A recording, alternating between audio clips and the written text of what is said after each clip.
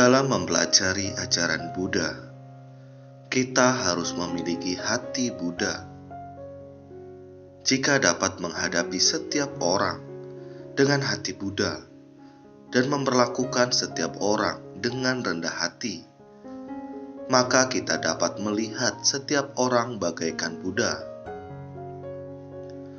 Dalam menghadapi semua orang, baik terhadap orang dewasa, anak-anak, lansia, maupun parubaya, kita harus rendah hati dan penuh hormat. Kita harus bersikap rendah hati dan hormat terhadap semua orang, tanpa membedakan laki-laki, perempuan, tua, muda, miskin, ataupun kaya. Kita harus memperlakukan semua orang secara setara dan penuh hormat.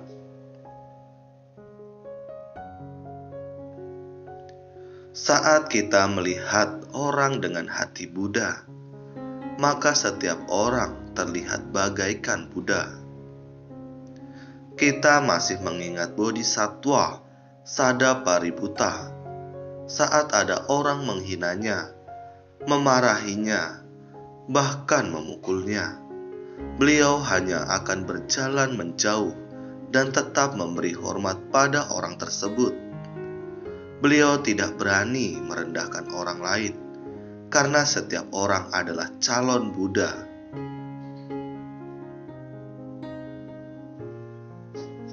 Lihat, demikianlah caranya melatih diri. Selain itu, kita juga harus meningkatkan kewaspadaan dan tidak bertabiat buruk. Terkadang, kesalahan yang tidak disengaja tetap dapat menciptakan karma buruk yang akan mengikuti kita dari kehidupan ke kehidupan. Karena itu, saya sering berkata kepada kalian bahwa tujuan dari pelatihan diri adalah untuk mengubah tabiat buruk. Tabiat buruk tidak boleh diwujudkan lewat tindakan dalam kehidupan sehari-hari. Ketahuilah bahwa jika tabiat buruk tidak diubah, maka kita mudah berbuat lalai dan bersikap tidak hormat.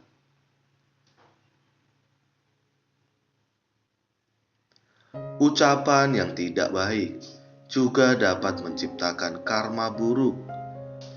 Kita hendaknya mawas diri dan berhati tulus untuk menjalin jodoh baik.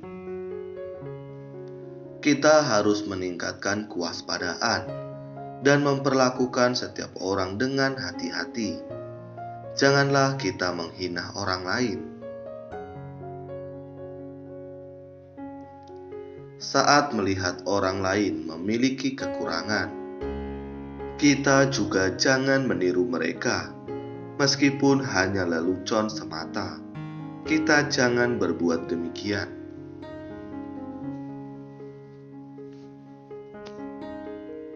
Buddha juga mengingatkan kepada kita bahwa meski tidak punya niat buruk, tetapi jika kita bersikap tidak sopan dan mengganggu para praktisi, ataupun meniru sikap mereka yang dapat menyakiti perasaan orang lain, maka kita tetap akan menuai karma buruk dalam kehidupan.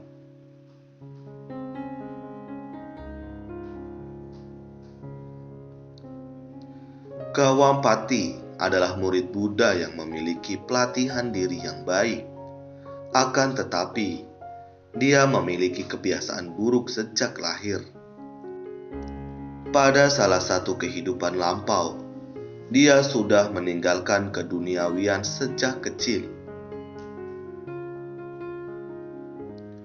Saat itu, di dalam kelompok sangha atau perhimpunan para biksu, terdapat seorang biksu tua karena sudah berusia lanjut dan tidak punya gigi.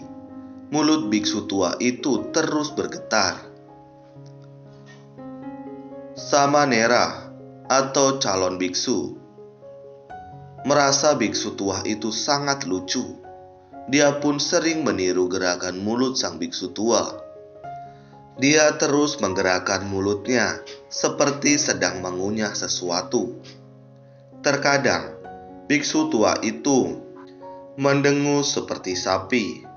Samanera cilik ini sering mengikutinya untuk mengejeknya. Karena menganggapnya masih anak-anak, biksu tua pun tidak mempermasalahkannya. Namun, biksu lain berkata, "Samanera cilik, kita harus menghormati orang tua. Jangan begitu usil." Akan tetapi, dia tetap terus meniru biksu tua itu. Lama-kelamaan, itu menjadi kebiasaan. Setelah itu, dia terlahir sebagai kerbau selama 500 kehidupan. Kerbau memakan rumput. Usai makan, mereka harus menarik kereta dan membajak sawah. Kerbau juga bisa memamah biak.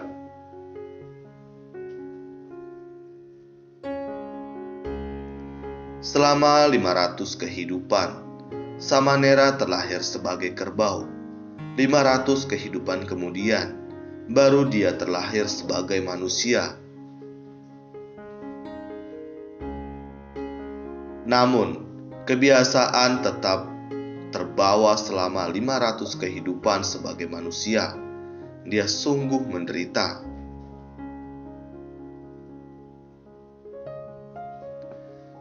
Meski tidak berniat buruk, tetapi karena mengolok-olok seseorang biksu, dia harus menderita akibat karma buruknya. Hingga pada masa Buddha, dia kembali memiliki jalinan jodoh untuk meninggalkan keduniawian. Akan tetapi, kebiasaan buruk tetap tidak bisa hilang. Mulutnya terus bergerak seperti kerbau sedang memamah biak.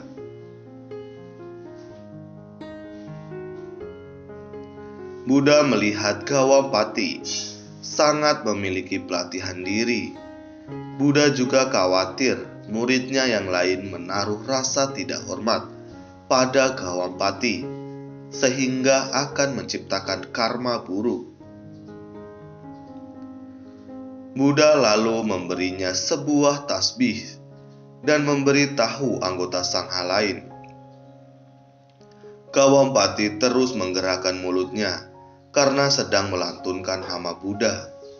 Dia juga menyerap dharma ke dalam hati. Aku berharap setiap orang dapat menghormatinya. Buddha juga khawatir saat Gawampati keluar untuk menerima persembahan. Mungkin ada orang akan menciptakan karma buruk lewat ucapan. Karena itu, Buddha berkata padanya untuk menerima persembahan dari makhluk surgawi. Jangan menerima persembahan di alam manusia.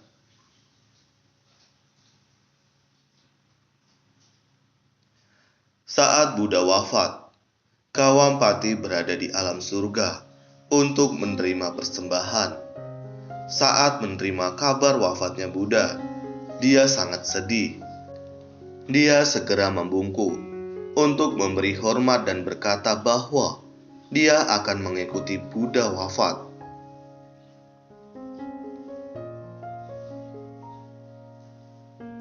Saat mengolok-olok biksu tua, dia tak memiliki niat buruk. Saat Gawampati ingin terjun ke tengah masyarakat, Buddha merasa sangat khawatir.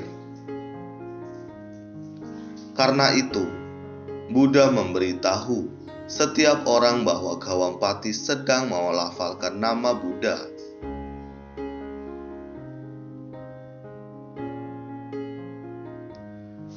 Karena khawatir saat Gawampati pergi menerima persembahan, orang lain akan menciptakan karma buruk karena tidak paham. Buddha memintanya pergi ke alam surga untuk menerima persembahan dari makhluk surgawi.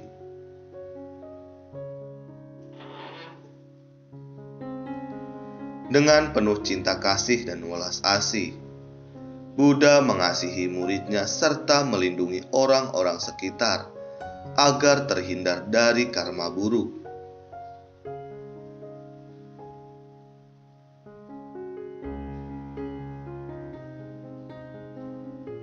Kita hendaknya menyadari bahwa suatu perbuatan yang tidak disengaja dapat menciptakan karma buruk yang akan mengikuti kita dari kehidupan ke kehidupan.